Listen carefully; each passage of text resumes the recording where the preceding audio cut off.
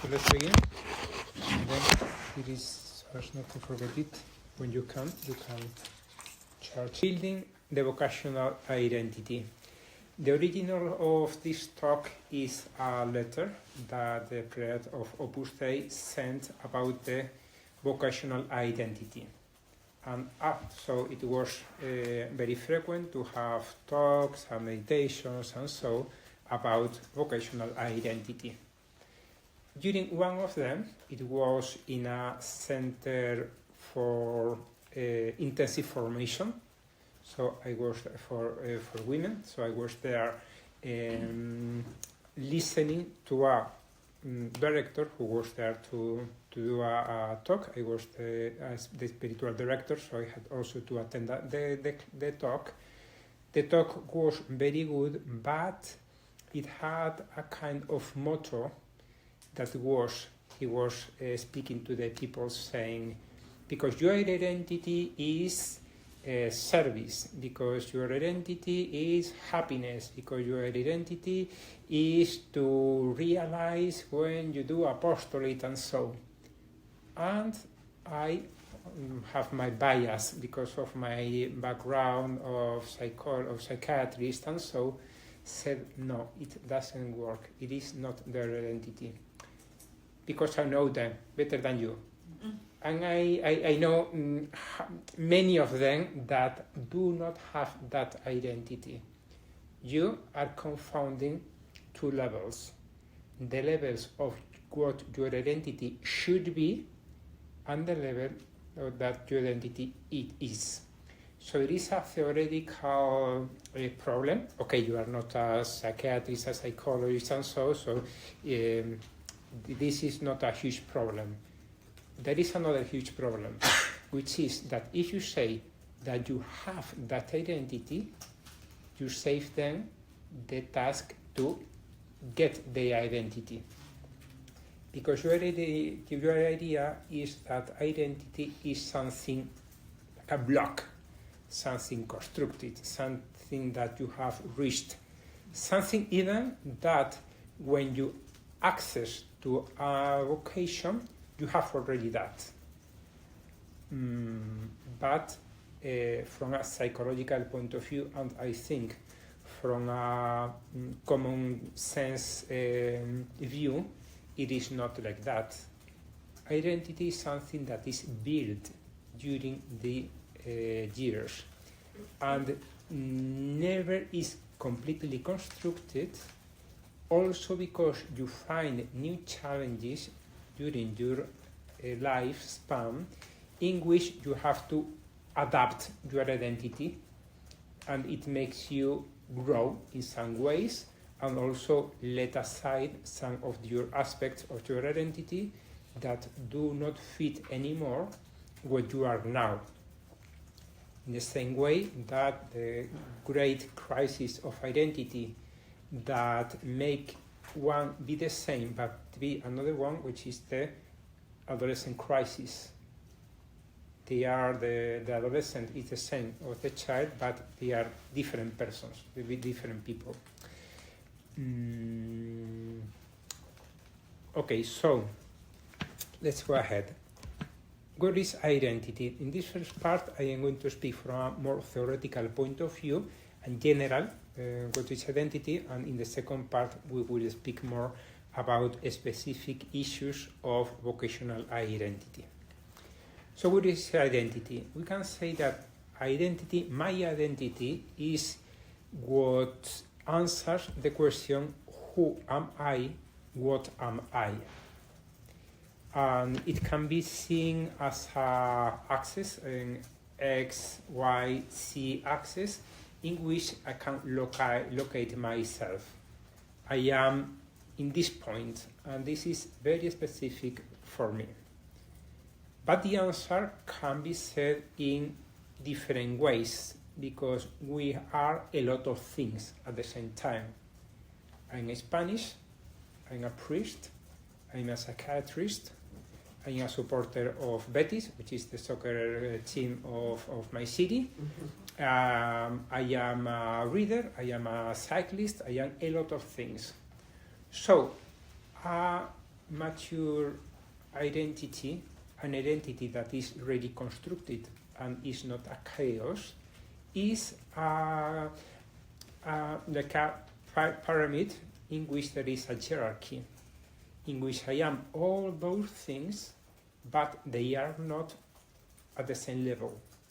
There is something which is at the top of my pyramid, and I am happy to sacrifice some of the aspects of myself. For example, I have not been in Seville, in my city, for the last 5 years, and I love it, and I love the processions in the Holy Week very much, and they are part of my identity and part of my piety and part of the way I see the world. But I renounce that because of my vocation. I have to live in another city, but that vocation does not mean that I have to cancel that aspect of my identity. I have to live it in another way. And for example, during the Holy Week, when I had to drive a car for a few hours for going here and there, I listened to the music of the Holy Week, to the processions, which was a way of maintaining my identity and my piety, and so living my vocation and accomplishing my duties. It is dangerous to be very radical. I can understand that, but only if we see it as a kind of metaphor, but is not precisely correct. When you see, you are only this.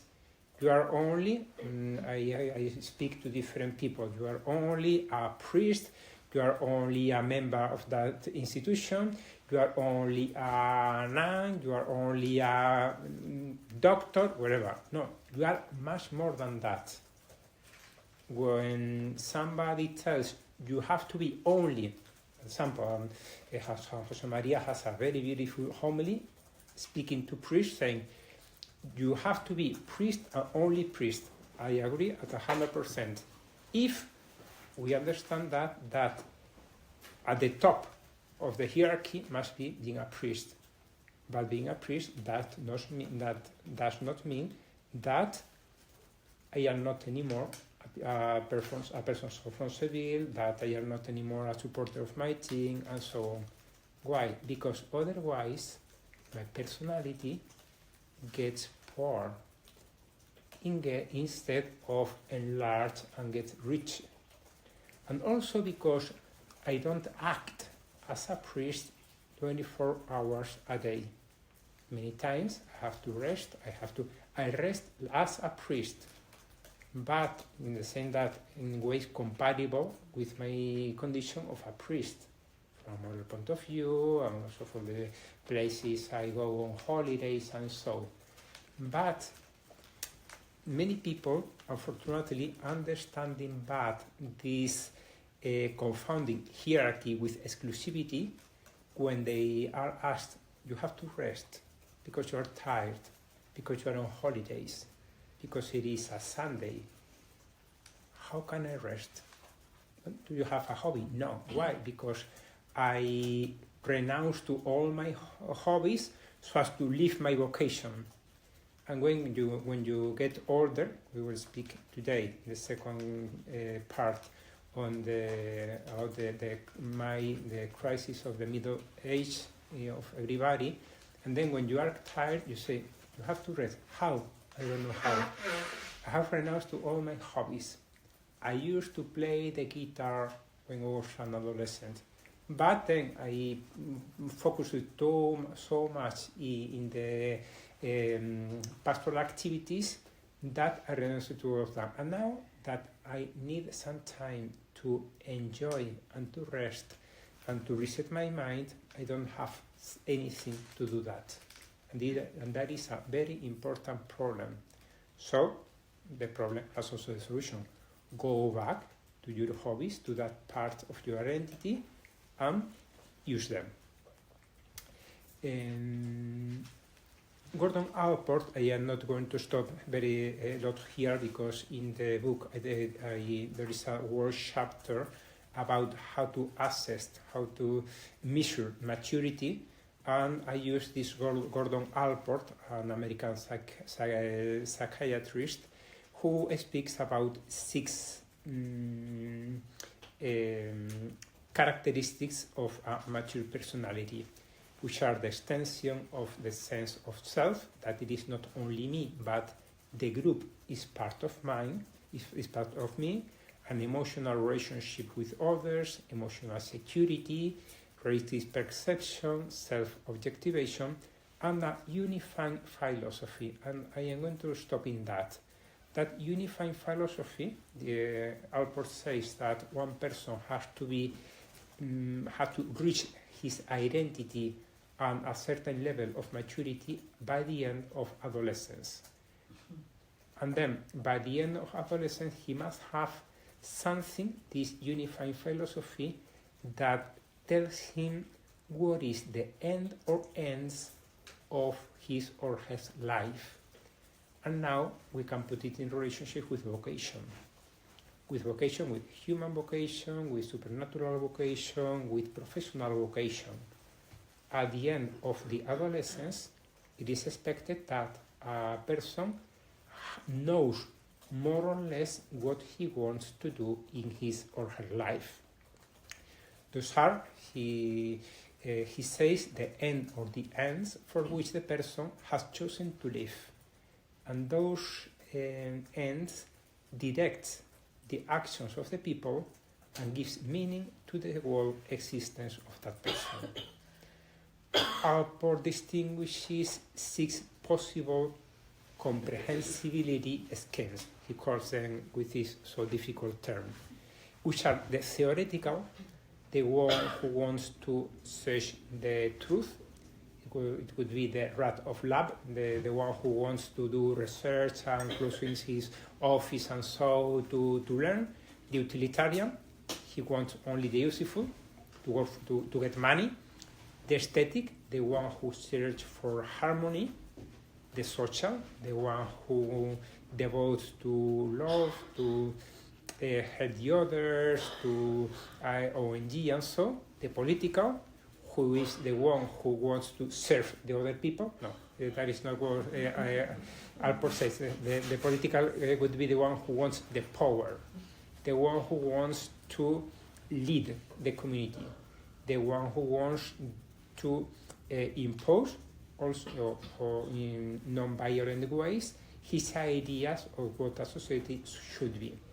And finally, the religious scheme, who is the one who searches for unity with something or someone which is transcendent to him. Okay, so these schemes give directivity. They tell me what I have to do and what I shouldn't do because it's not compatible, and it helps also for assessments.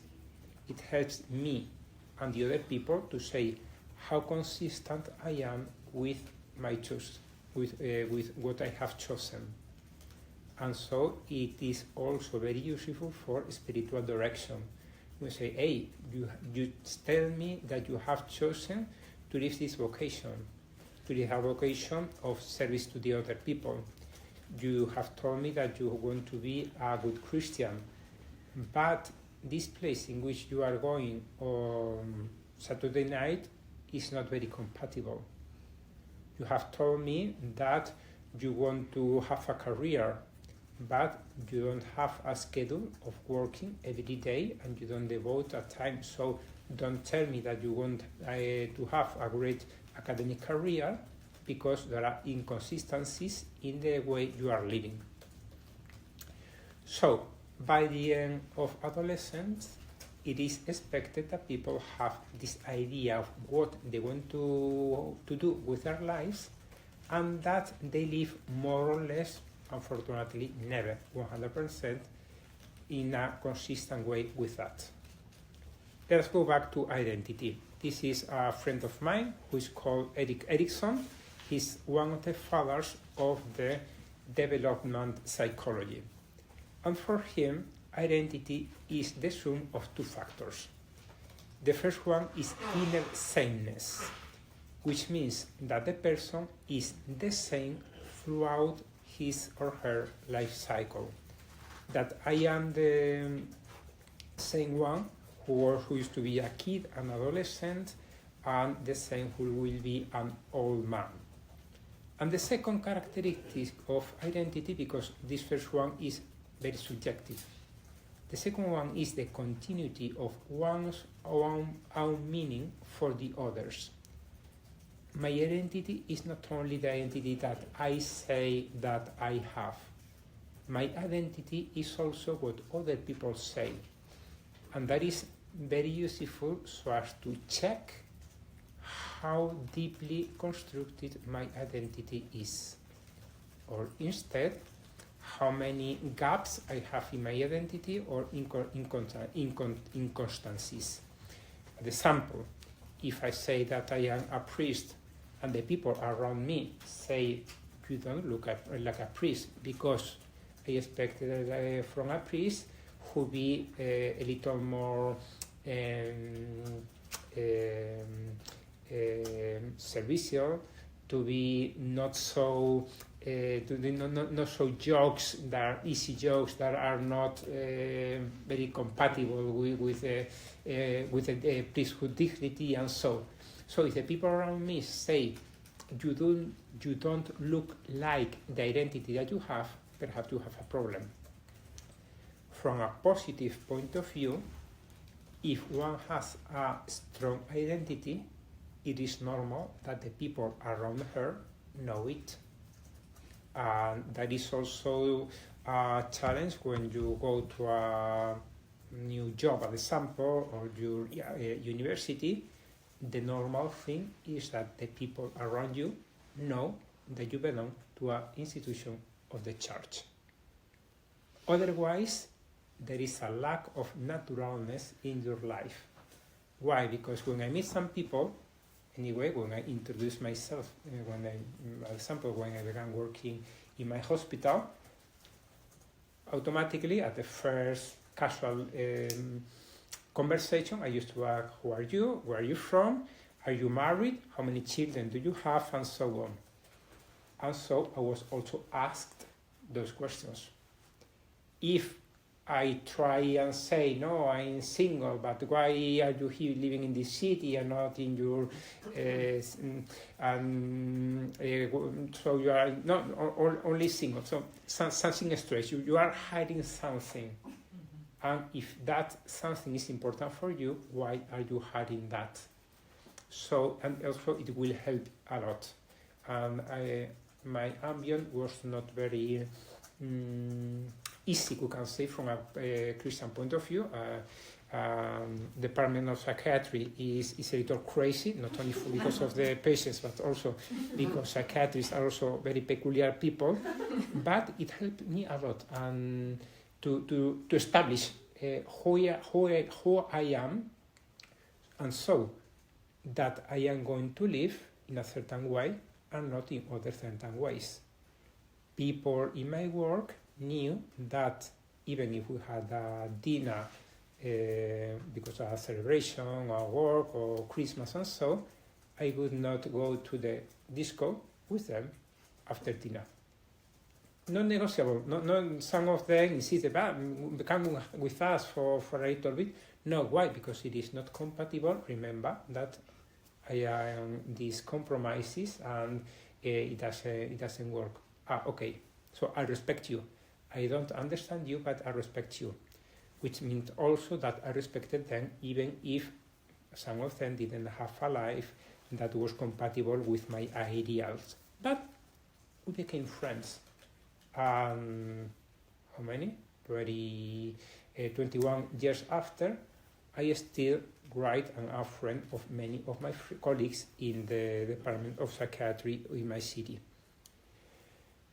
But there was a question. Yeah, I just wanted to ask you quickly, because I was reading a little bit in your book. Are you using identity and personality as a synonymous term here? No, not really. They are overlapped, but they are not the same. Okay. Identity is how I understand myself. So it is something very subjective, even if, as we have seen, it has also an objective projection.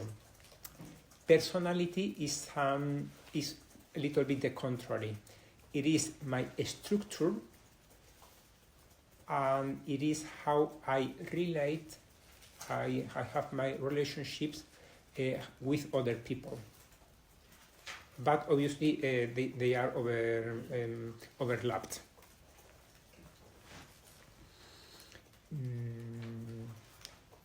Okay, so this James Marcia is a Canadian psychologist. He's still alive as long as I know, even he's very old.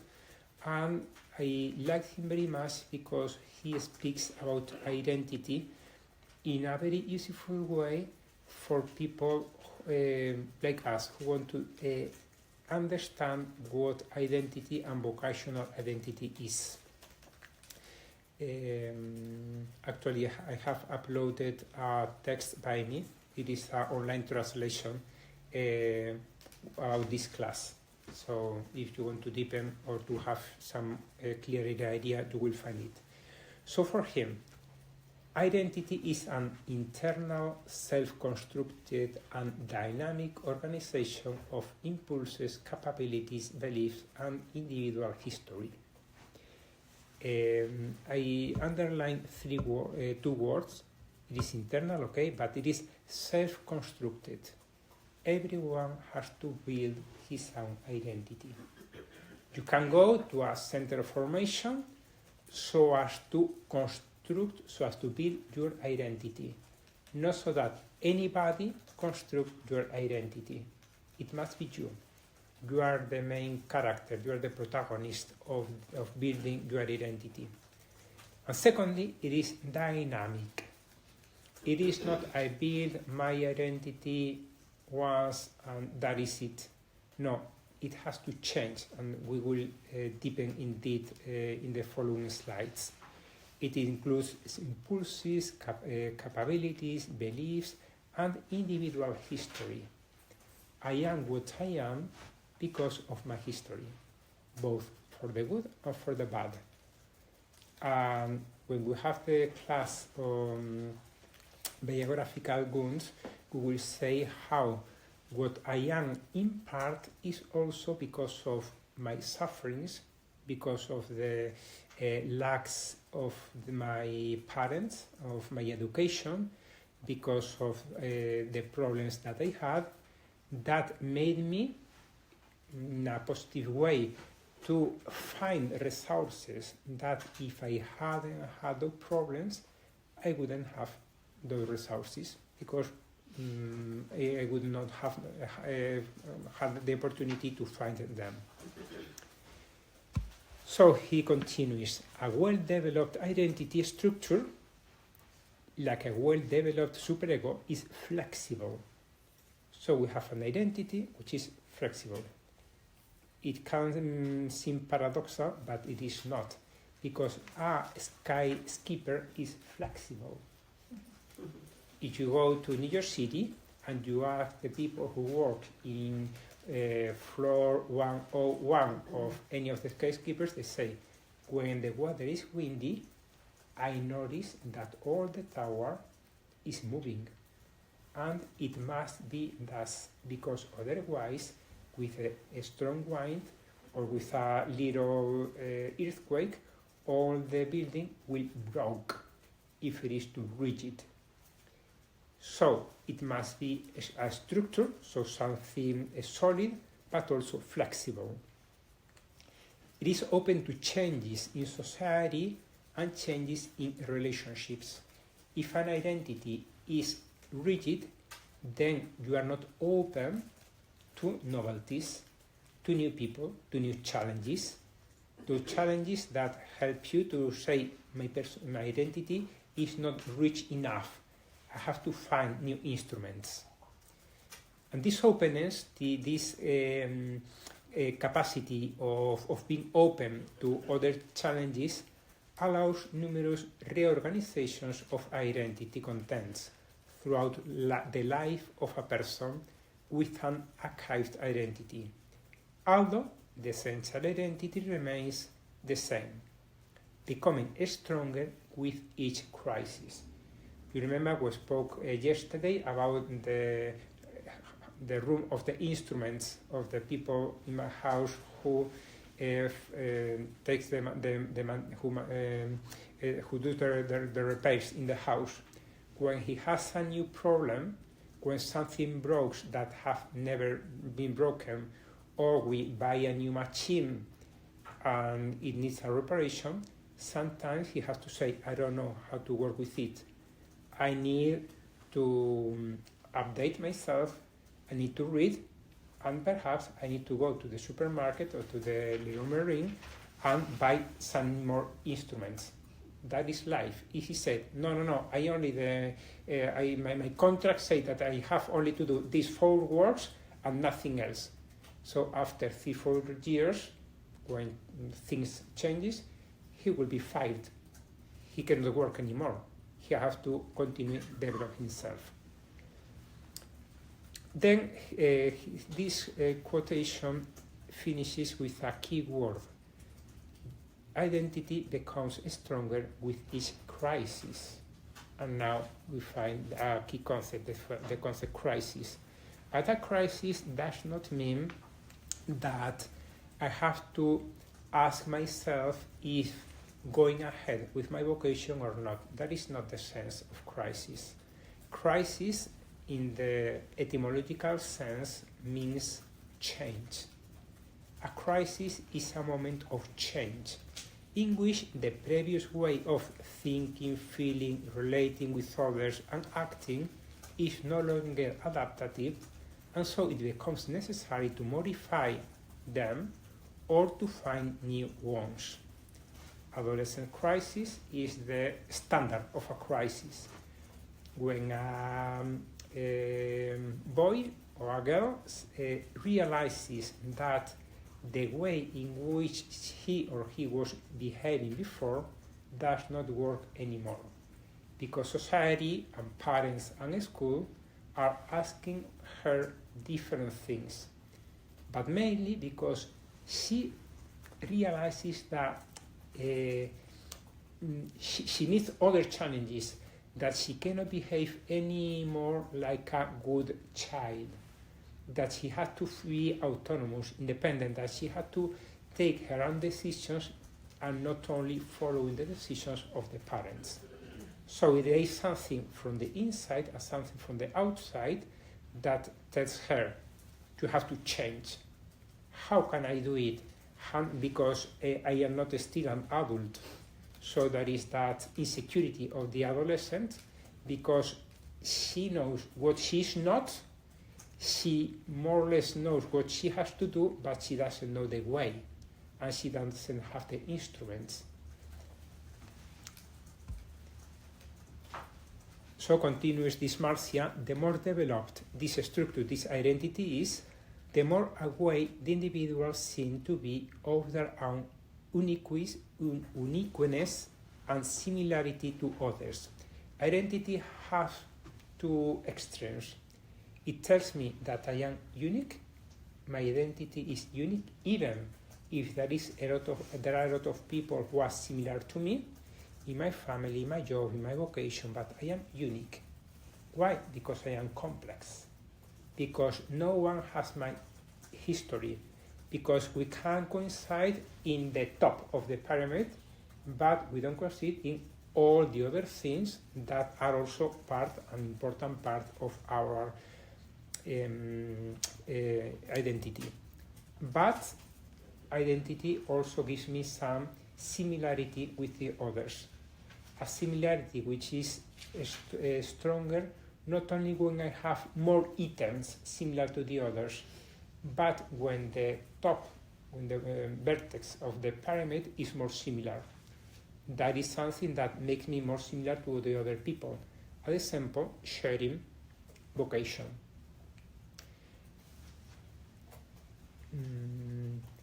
Identity also shows me which are my strengths and my weaknesses. and that is something that every one of us have to be aware. The less developed that this identity is, the more confused individuals seem to be about their own uniqueness relative to others, and the more they have to rely on external sources to evaluate themselves. That means that the less structured, the less built that identity is, the more insecure you are. And so you have to look for security not in yourself, but in other people. In an adolescent, it is normal. And so they identify themselves with the YouTuber, the streamer, the sportsman, the group.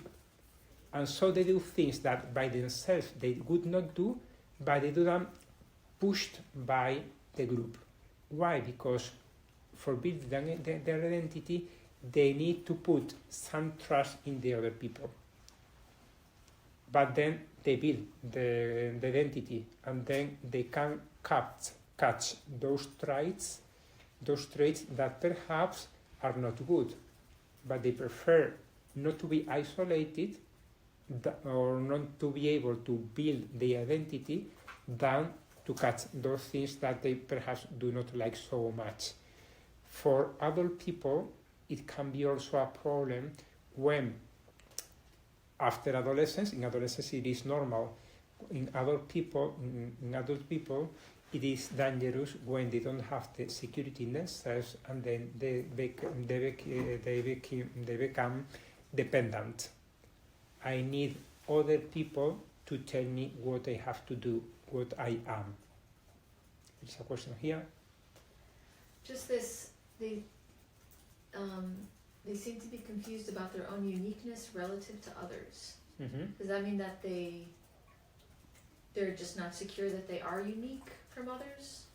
Or it means that, yes, that you are not, even if you are part of a group, you have your own identity. And that extension of the sense of self, that is a characteristic of a mature person, does not mean that you have to be diluted into the group. And this is important in institutional groups. San Josemaria used to say that you have a common numerator and a very common denominator and a very different numerator. And it must be like that, and it must be respected that. It is easier when everybody are like an army, all dressed the same, and all of them working the same way, and so on. But it doesn't work, and it makes personality poor. Identity, and with this, I think that we finish this first part. Identity, continues this Marcia, contributes to intimacy. When I have a strong identity, I can share my identity. Remember, yesterday we spoke about this sharing identity in the context of friendship. So, a person with a strong identity is able to share his or her intimacy. That sense of security in oneself, of self-esteem, of self-trust, is necessary to be able to risk the vulnerability inherent to the temporal fusion with the other. When I become a friend, I trust him and I risk. I risk that he or she can betray me, that she cannot be at the level that I expected, that she will not make me a favor when I ask her, that she won't respond, that she will die or go ahead, and so on. And even that she will also ask me things, because a friendship is also, it makes me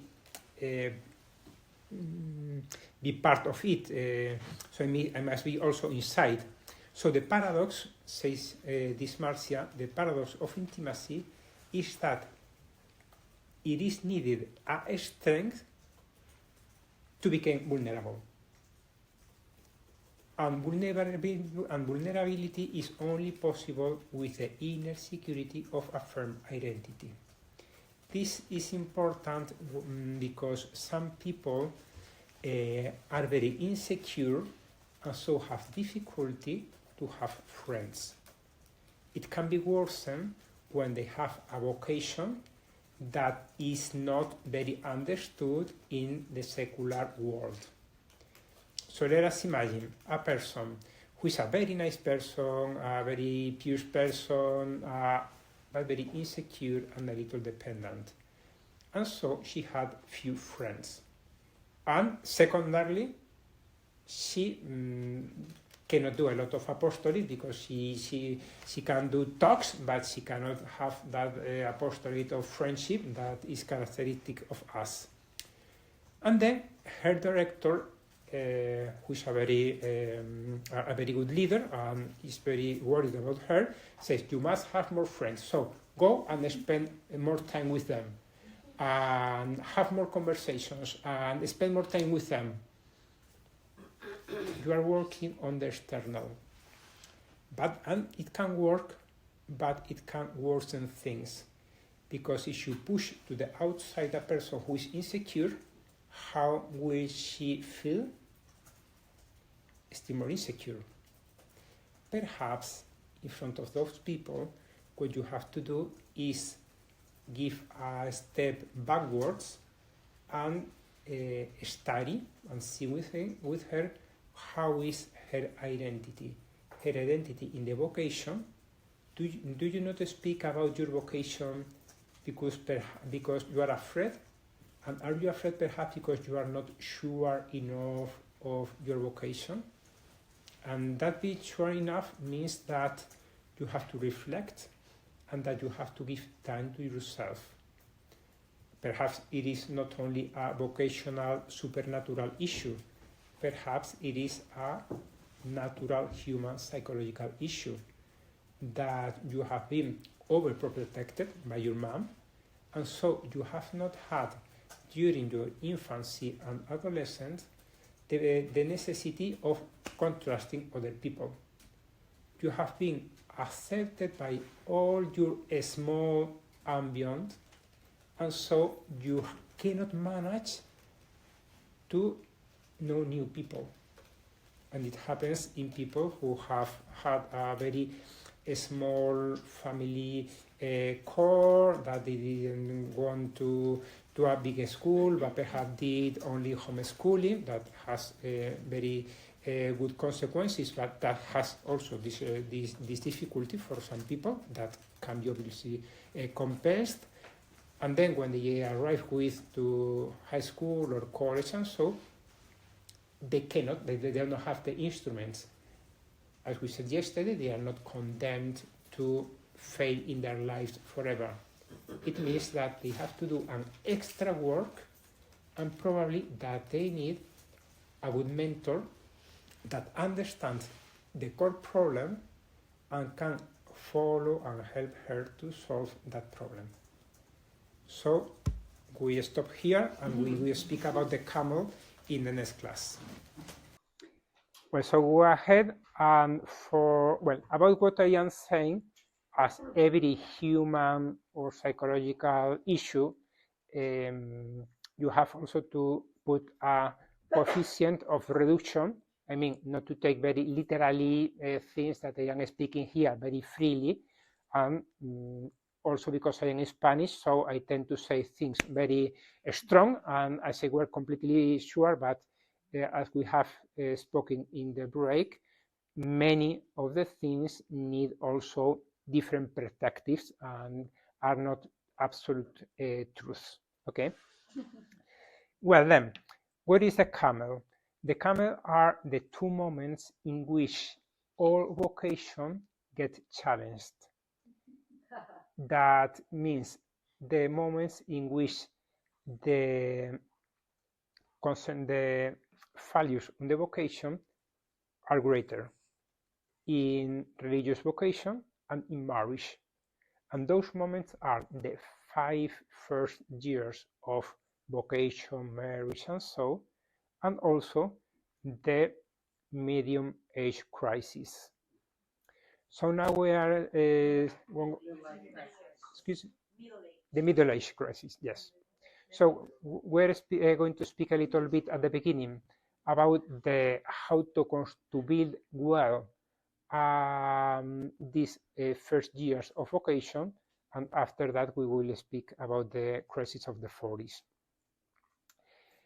Let us go to the life cycle, the normal, the biological life cycle. Identity in the child is not really constructed. It is something that in a certain way is given. A child does not say, I want, no. It is the parents that have told them that here we are in the city, that we support these ideas from the point of view of political, but also the sports and so. And the child in a good family says, yes, Dad, I trust you. And I assume I take for myself what you tell me. But that identity, which is an initial identity, is very weak. It is like a label that you can put in your skin that is condemned to fall. And when does it fall? It falls in the adolescence. In the adolescence, the boy or the girl have to build their own identity. And to build their own identity, they have to say, I am not you. So the adolescent pushes out dad and mom from their life. And sometimes it means also resistance and contrast with what they say, and also with the important values that the parents wanted to transmit them, even religion. And we find nice dialogues between the boy and the parents. Say, come to mass. No, I don't want, because it is you who want to impose me, but you say that you won't be a good Christian. Yes, and I do. So come to mass. No, I don't, because it is you who are telling me what I have to do. So it is like the needing of saying no, because if I say no to you, I feel myself stronger, more autonomous. And that is normal, and it has to be respected by the parents. Obviously, when they reject important things, perhaps mean that the parents during the infancy didn't get that those educational items become a part of the identity of the weak identity of the child. But only they were happy that the child did everything that the parents wanted, instead of little by little explaining them, so that the child eat and digest that. Then, after putting crisis what they have received, they have to choose, and they have to say, it is chosen, yes. Wow, it is chosen. They have to say, I like this, I don't like that. And then they have to internalize. They have not only I choose, but then I have to do a personal work so as to it gets part of my person, of my identity, so that it is not anymore a label, but a tattoo, which is part of my skin. Okay, that is an identity that has been internalized. And then you say, okay, you have the tattoo. No, you have to work during all your life so as to make that identity deeper and also extended, and that it grows, and that it is flexible and adaptive to other circumstances. Now let us do a change. This is adolescence, and let us go to initial formation. Because we can see initial formation with somebody knows an institution and he wants to follow it, and he can behave like a child. I come here, I don't know anything about that vocation, I hear nice things, I want to follow it, tell me what I have to do. I'll read, I go to talks, and so I try and behave as you are telling me. I receive a lot of talks of formation, but a moment arrives in the vocational life in which adolescent crisis arrives. It can arrive in the 20s or in the 30s, and let us pray not happen in the 40s, because the worst crisis that I have seen in a vocation is when you find together the adolescent crisis and the crisis of the middle age. Of the middle age? Of the middle age. Because I can accept that an adolescent do stupid things and behaves as a rebel and so, but if it is a 45 man or woman, then it is more difficult to accept that. So you have also to let people to have that kind of rebellion in a lot of ways. It does not mean it needn't be violent. It can be also that they ask questions and they ask why, and they say, are you sure that this is part of the spirit of the charisma? Cannot I explore the limits? That is also very typical of the adolescents. They have to say, the mom says, you have to be here at 10 o'clock p.m., and the child needs, even if he's at the door at 9:59, but he says, let's go and check what happens if I press the bell only at 10:10. Why? To explore the limits, and that is part of the adolescence. So, also in a vocational life, it must be done in order that the formation received is not only a label in my skin, but it becomes a tattoo. That is part. And then I am able to live a personalized life, a personalized vocation. This Marcia says that the adolescent crisis has two phases, two stages. One, we have spoken about that, is the denial of the previous. The second one is the exploration of the existing alternatives. The third one is the affirmation or choice. And the fourth one is the commitment to the option or the options that has been chosen. And so, according to that, he offers 4 kinds of adolescence or 4 kinds of identity. The first one is the execution, low exploration, high commitment. The good boy, the good girl, the good guy. The one who accepted critically all the things that have been spoken to her. No questions. If I do not do questions, I do not construct my own personal way of living my vocation. And as the commitment is high, very frequently they become perfectionist and voluntarist, because not because of an excess of will, because of a lack of mind, of a lack of intelligence. Then we have high exploration and low commitment. Those are the people who are looking for different for the way of their lives. They find one and they say, no, I don't like it very much. No, it is not the reason for it is not the perfect, and so they don't get committed with anyone. It would be like the one who is looking for a girlfriend to get married, but no, this one is no, I don't know this one. No. So at the end, he becomes single for the rest of his life. The third one is low commitment and low exploration. No research and no commitment with anyone. So that is what Marcia calls the diffusion of identity. And family is the identity archived, which means high exploration and high commitment. High exploration does not mean many explorations. Does not mean that I am going to check any one of the possibilities, because it is impossible.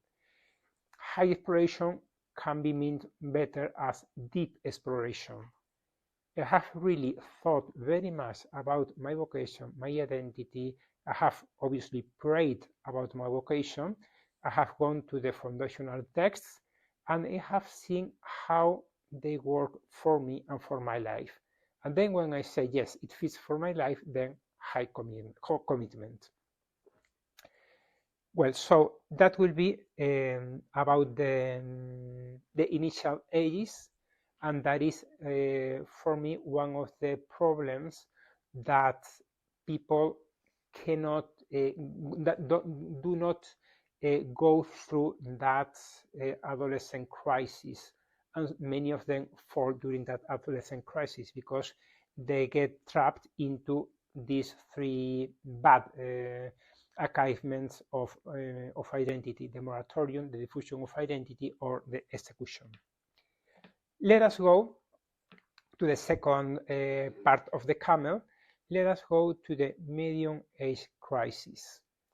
It is normal that an instrument get a little consumed,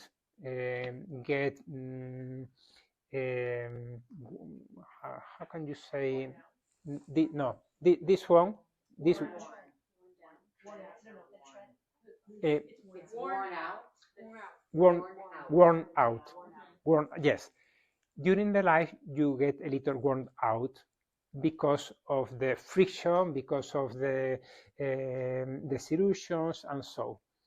Then now, for this second period of crisis, the crisis of the person who has already worked for a time in his vocation, we're going to speak about 4 crises. Two of them are physiological crises, and 2 of them are pathological crises. What is the difference? A physiological crisis is one that everybody has to go through that. It is normal. Adolescent crisis is a physiological crisis. The crisis of the 40 is a physiological crisis. So let us go to this crisis. Remember that the life cycle, both in the biological and in the vocational, is something constant, progressive, irreversible, and all the stages are necessary, because you get instruments in one stage thanks, not because of, but thanks to a crisis, and then I get a new instrument that I will use for the rest of my life. So the first crisis is a crisis, as this book of Thomas Keating says, a crisis of faith and crisis of love. It is a very nice book. He has also other works that perhaps he falls a little in a kind of new age or to psychological considerations, but this one is very good for people who arrive to this maturity. He begins the book putting the example, very actual now, we are in Easter time, and he speaks about the apparitions of our Lord to different people who do not completely acknowledge him. They don't know who he is, but at the same time they know. When he said the Magdalene, don't hug me, don't touch me now, you have to treat me in a different way. Or when the apostles are in the Sea of Galilee and they are eating fish with Jesus after the miraculous fishing, and they say they didn't ask Jesus who he were. They had fear to ask Jesus who he was because they knew who he was. What is happening here? It is very strange. And then Keating says, at a certain point in our spiritual maturation, Jesus asks us to adapt to a new relationship with him. Since it means that when you have had a real spiritual life, a life of prayer, a life of relationship with God. And perhaps arrives a moment in which it doesn't work anymore. The way that was useful for me in my prayer does not work. And then he says, since this happens without warning, few people are aware of it because we do our prayer one day after the other. It happens little by little, slowly but surely. And in fact, there are the famous 3 stages of interior life, and there is a prayer that the classics like Santa Teresa of Jesus and John of the Cross, but also the famous Tanqueray and his very big manual say, with the years, the prayer becomes more simplified, and a only meditative prayer becomes unsatisfying. It doesn't work. It is not my prayer anymore. I cannot relate with Jesus in the way I used to do when I was 15 years younger. Why? Because you are not anymore the 20 years old man or woman, and you don't relate in the same way with your parents, with your friends. So you have also to adapt your relationship with God in the same way as you have adapted without realizing your relationship with the other people. How can I do that? Only you have to do that. You have the help of the spiritual direction, and you have also the help of some bibliography that we will see at the end of the class.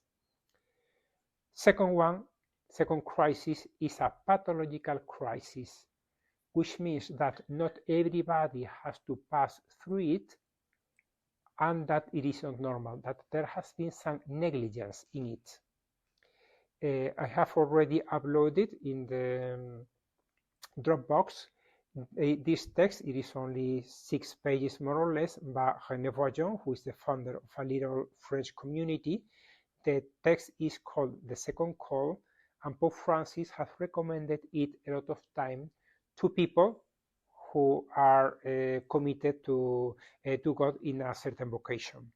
So he says, the risk of duration for us, for his community, as for every human enterprise, so also for us, is that of a certain wear and tear of the ideal pursuit and of the effort made to realize it, a wear and tear that would lead us to be content with mediocrity in holiness.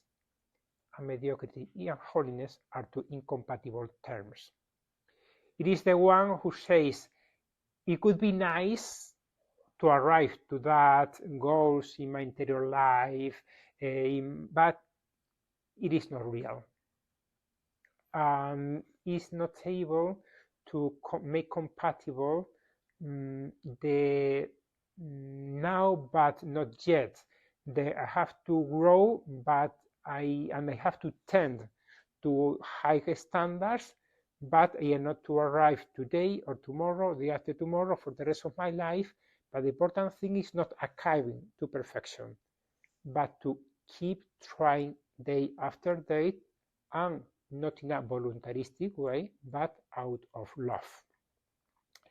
Remember once a young man, he told me, for how long I am going to have to struggle, because I am getting a little tired of so much struggle. And I said, well, I think for the rest of your life. For the rest of my life, but I am only 35. Yes, that is life. If you want to arrive at a time, a virtue, to say, I have not to struggle anymore, like St. Augustine, if you say it is enough, then you will fall. So mediocrity, lukewarmness, can be also called, is a risk that is not for everybody, but for people who arrive after a few years of vocation. Is a subtle temptation in which you can fall without realizing. And one of the one of the problems is when you merge the previous one, not to pray, or not to know how to pray with this lukewarmness, and also with the lack of time because of the professional job and the apostolic work and so. Here I put... So you call that pathological crisis? Yes, because mediocrity and lukewarmness is not physiologic. Not everybody has to pass through lukewarmness. I'm going to put this video. You have also the transcription of the video. It is by a religious woman who received the letter of a priest, of a young priest. And I think that it merges all what we have done. It is in Spanish and it does not have titles, but I hope you will be able to understand the video. It is, I think it is worth it to watch it and also to hear it. I hope that that the sound will work. Let's see.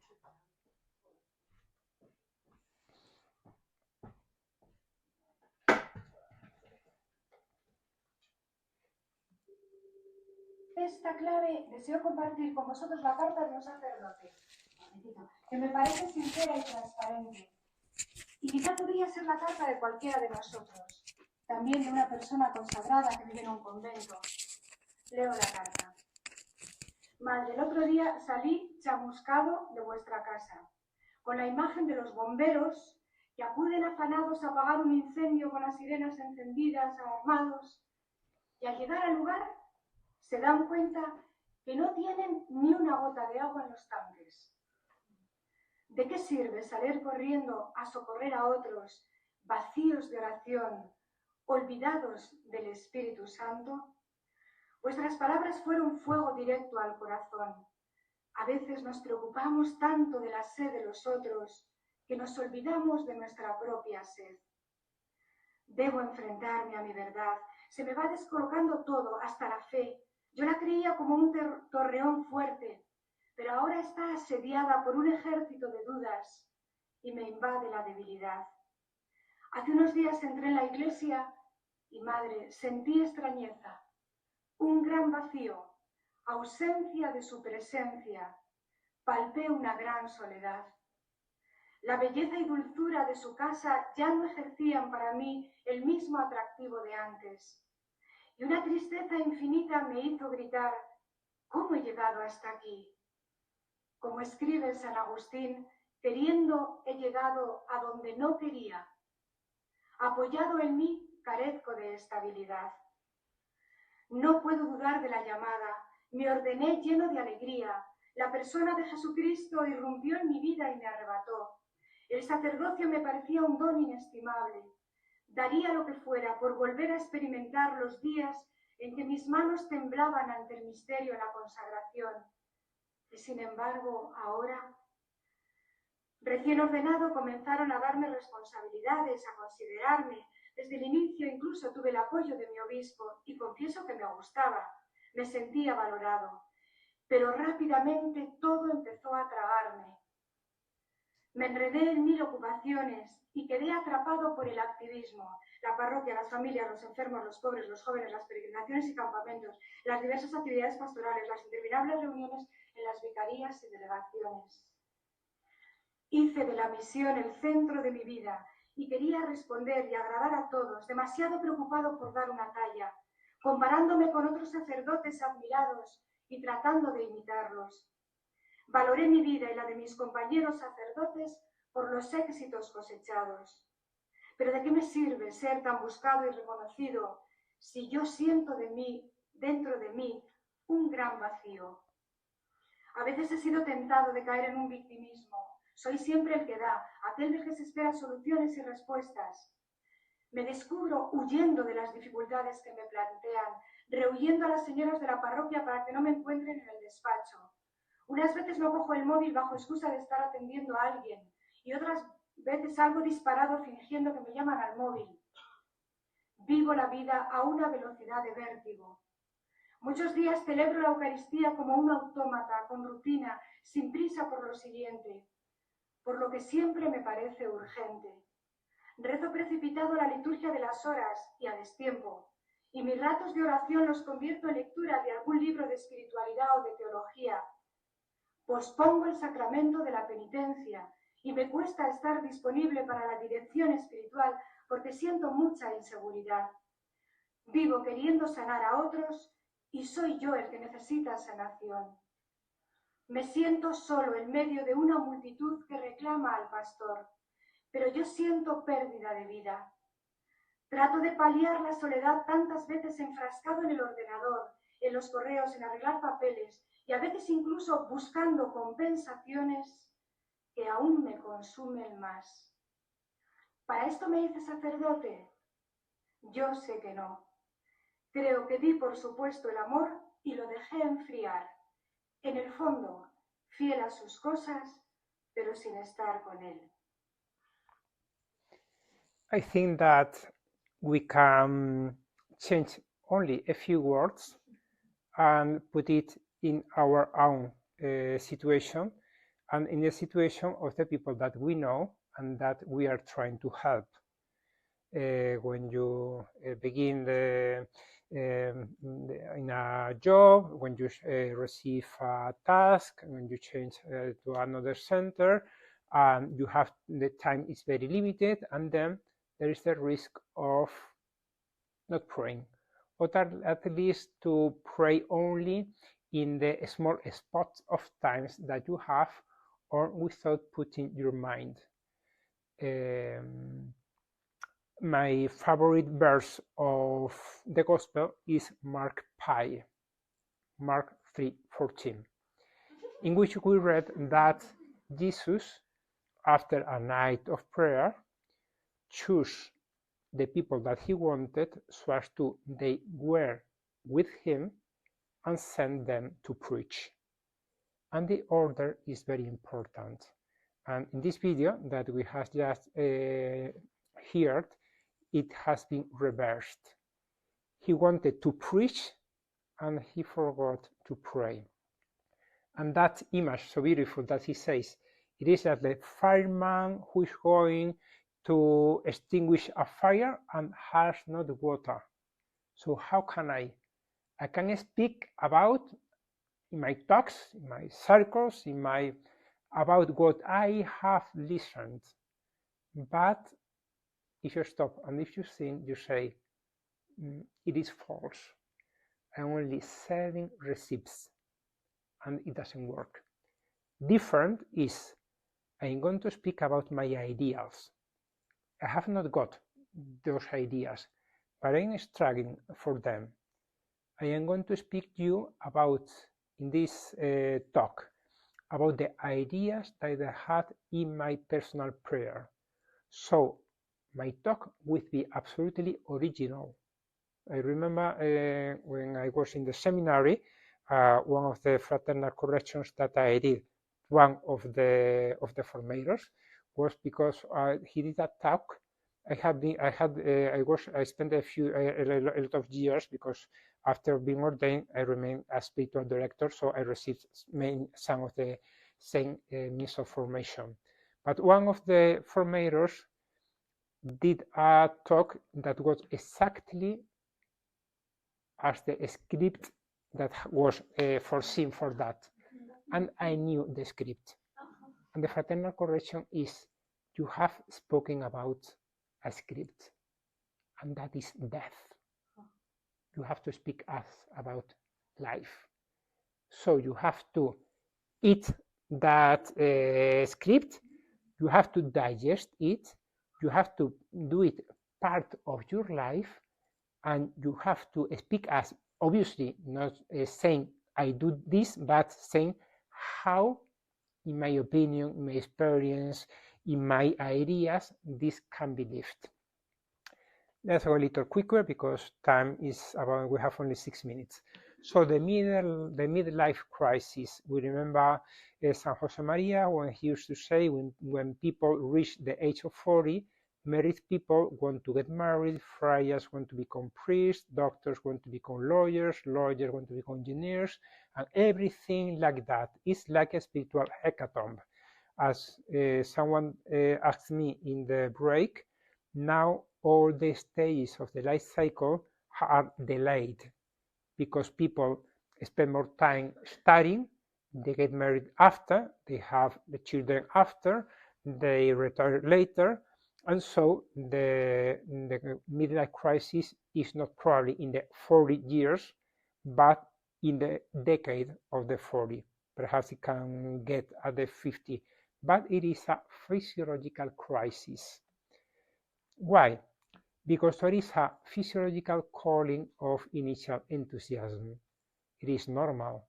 It is not the same enthusiasm that I have a 20 years old girl than the one who is 40. Everything is more rational, thanks God. There is a crisis of the experience of limits. This expression is by Romano Guardini, and he says that at a certain point you realize that you have limits. When you went to college, when you got your first job, you said, I'm going to eat the world. I am going to get to become the CEO of my business. But after a time, you realize that you have not so big capacities. And then you realize also the experience of the limits of the other people. You have not archived your top because of other people. And then it means also accumulation of wounds. We'll have a talk about the biographical wounds, but they are very evident, not the pathological wounds because of some kind of abuse or something, but the physiological wounds, because this one didn't support me, because this one was too demanding, because this one I expected her to be more affectionate and she wasn't, and so. There can be also a disenchantment with the pastoral work. So limits with professional work, but also the pastoral work.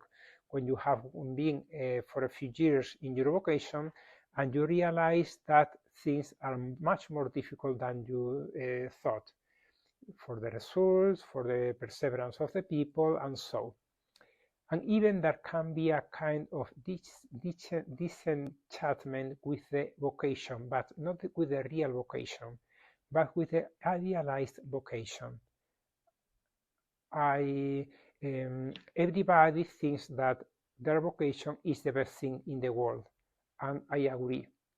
But it has also a human component. The church and all its institutions have a human component, and there is only one point in which that human and divine component are perfect. Who is? Yes, the person of Jesus Christ. Apart from Jesus, all the even ecclesiastical institutions have defects, and we have to love them in the same way as the husband and the wife loves or should love one another, even when they discover the defects. When they are in love, they think she's perfect, but when time passes, they see not, and then it is the moment to show that you love them. There can be a neglection of inner life. There is an appearance of physical problems in the 40s. There is a needing of novelty that we saw also yesterday when we spoke about the basic emotions. I need something new, and life, when you are established, is a little you have to deal with monotony. You have to adapt everything, the rest, the sport, and everything to the life cycle. And then the most important or more specific thing in the 40s, which is the idea of now or ever. Because when you are 50 or 60, it is very difficult for you to find a new job or a new partner.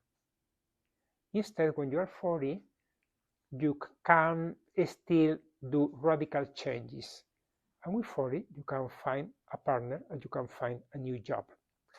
For women, there is an extra problem, which is the problem with maternity. It is different to say, I renounce to maternity, to biological maternity, when you are 20, that when you arrive at your 40s and you say, game over. And it is something that for some people they don't realize, and they should realize. For some people they realize and it is not a problem, but some people suffer it, and they have to do a luto, a grief for that, and also an investment in spiritual maternity. I think we will speak about that. Fourth crisis, which is pathological crisis, is the burnout. I'm not going to speak about that because we have a class only about for burnout. I have spoken about diagnosis, and I have it is time, so I'm going to be very quick to speak about the solutions, the therapy. We have seen also a very short part of the video of Mother Veronica Berzosa, but the whole text, which is in the Dropbox, is much longer, and she gives the solution, and it can be a good test to for the personal prayer, and also the other text by René Voillon, because I put only the first part, but then they say what is the solution.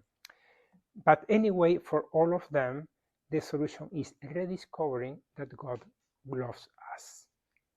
Most of the authors that I have read and they speak about this crisis says the first thing that a person who has fallen in those crises, in lukewarm, or they have to remake their prayer, the starting point is God loves me. And then we can speak about whatever.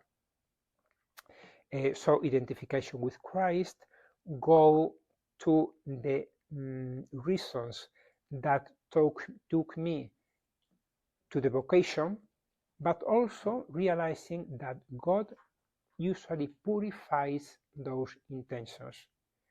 I followed my vocation because obviously I wanted to have a personal relationship with Christ and I wanted to help the people, but also because I felt very well in that ambient, in that institution, in that center, but also because I liked very much the people, the person who invited me.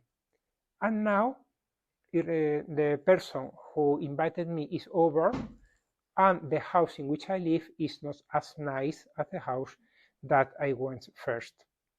So God has taken you out two of the reasons, accessory reasons, but real reasons that took you to the vocation.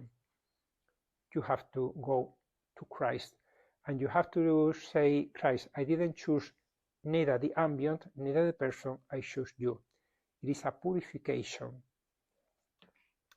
Then Pope Francis has spoken a lot about going back to Galilee to solve the identity crisis.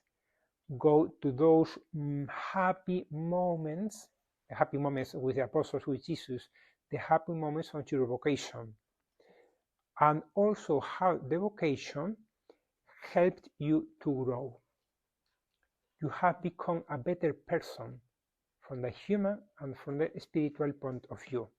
When I read this piece of Jordan Peterson in the second rule of the first book, that he said, sacrificing ourselves for God, or if you will, for the greater good, does not mean suffering silently and willingly when a person or an organization permanently demands more from you than they offer you.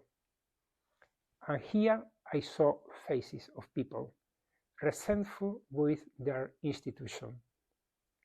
And then I say, how much has your institution given you? It is real that I didn't become a priest so that the church gives me. But the fact of being a priest and dealing with people and helping people, serving people, have made me a better person and has given me a lot of opportunities. For example, spending a few months in the United States and so many other things. So I have found a lot of talents that I didn't know thanks of my vocation. But we are arriving to the end. Benedict XVI says, man cannot live only by oblati descending love. We cannot live, we are not angels, we cannot live only out of the love of God. We need also the love of other people. We need friendship, we need fraternity, we need people who sustain us. But we spoke about that yesterday, more or less. Then some bibliography that can help you. This book, Gregory Popcak, Broken Gods. Very nice book, written not by a priest, but by this fat man, father of families. And then other books that can help. I have found only 2 of them translated into English. Just Philip, Thirsting for Prayer, differently from other of his books, is not written for people who are beginners. It is written for people who had a spiritual life, but now they are a little exhausted. So it is very useful. Harry Noah, The Return of the Prodigal Son, is another classic, very biographical, and he speaks about all his history, how he has a first conversion that shows him that he has to be the prodigal son, he has to be humble, and he has to be contrite. He has second conversion when someone tells him, you are not the prodigal son, you are the older son, you are superb. You are looking the other people, the people who are not taking a spiritual life with a spice. And so you have to, you are like the Pharisee of the parable.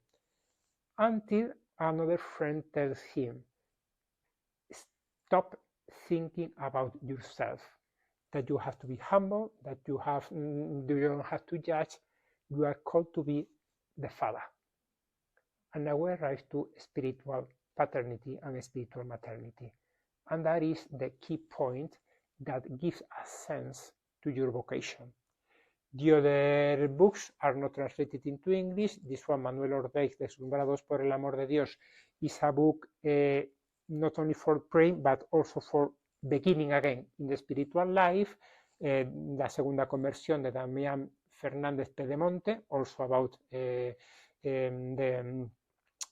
second conversion, and this one by Giovanni Cucci, a Jesuit, La Fuerza que Nace de la Debilidad, also very interesting and have a very, very beautiful pages about the crisis of the 40 years.